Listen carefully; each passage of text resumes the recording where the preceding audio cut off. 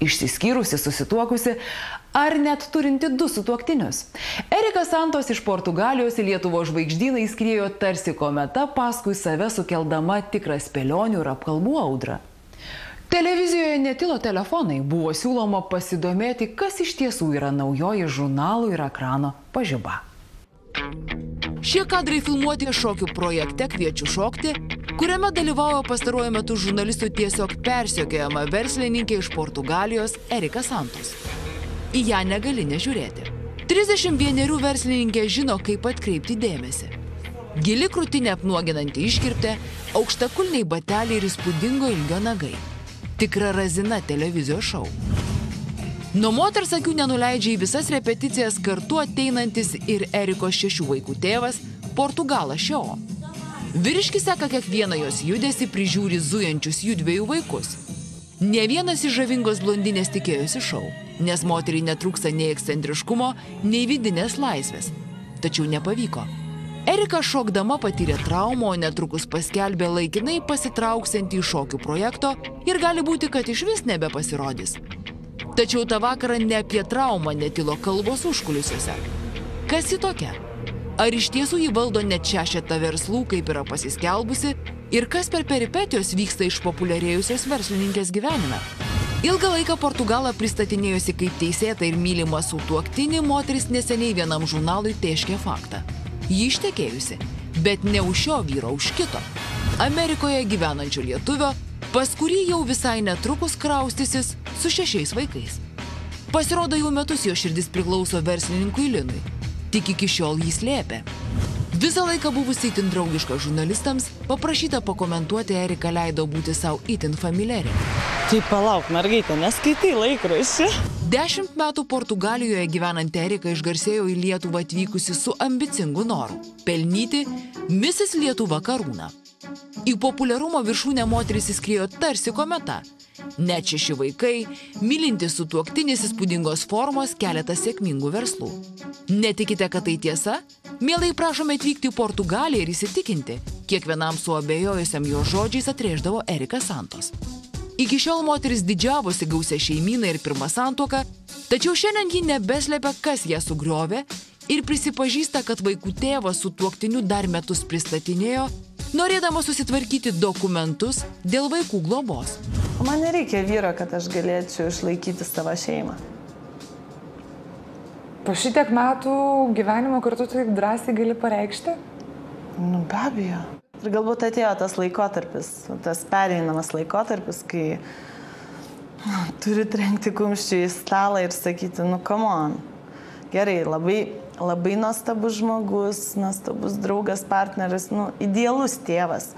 Bet kartais nepakanka tik tai motyvacijos ir to peties paverkti ir kartais galvoju, jeigu aš kartais neduok Dieve, kas nors atitiktų, kaip tu prasisuktum, kaip viskas būtų. Ir toks vaizdas, kad žingsnė nežengia be manęs. Ir tai yra, nežinau, aš mėgstu vyriškas vyras. Ir be abejo, aš jį sugadinau, čia mano kaltė. Ir aš jam nepadaviau tų vadelių, kurias turėjau kartais duoti jam. Nes netgi po kiekvieno gimdymo aš sugrįždavau į savo vėžes labai greitai. Vos išeidavau iš ligoninės. Gal tu per daug nori? Gal. Visi žmonės klysta ir galbūt tai mano klaida. O kaip meilė? Meilė? Kas tai yra meilė? Juokauju. Tiek metų pragyvenat kartu, 6 išgyventi vaikai. Gal tai labiau pripratimas negu meilė. Tačiau prieš kelias savaitės, kai Erika ir jos sutuoktinį šio kalbinome, dar niekur nepasirodžius informacijai, kad juodu nebe pora, sutuoktiniai bendravo itin meiliai, o vaikštinėdami drauge laikėsi susikibę už rankų. Paskui ją aš keliaučiau nors į pasaulio kraštą, tuomet neslėpė Šio.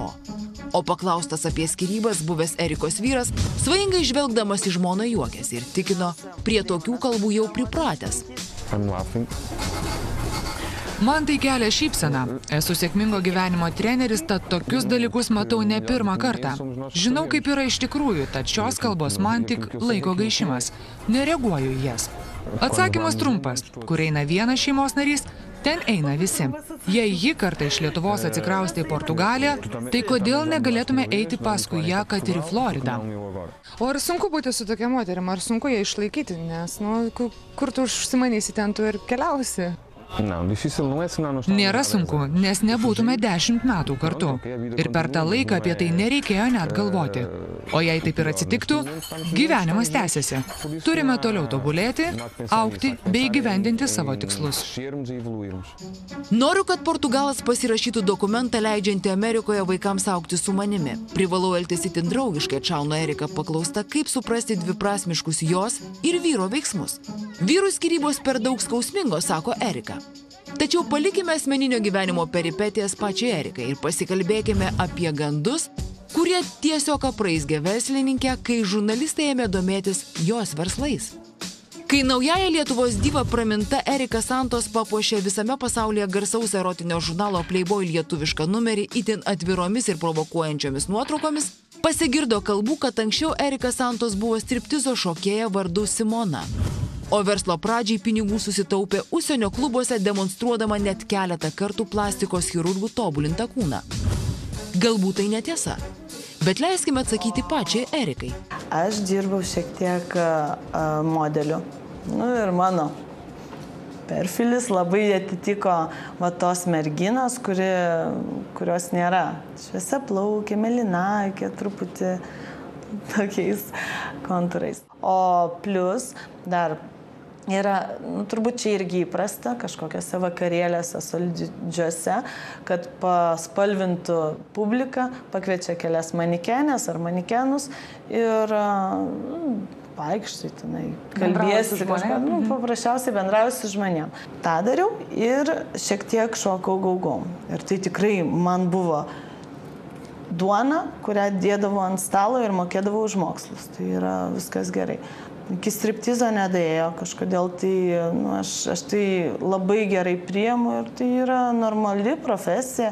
Jeigu nenueina šunkeliais, tai labai gražu ir labai patinka man pačiai eiti į tokius klubus ir žiūrėti gražias moteris gražiai šokančias.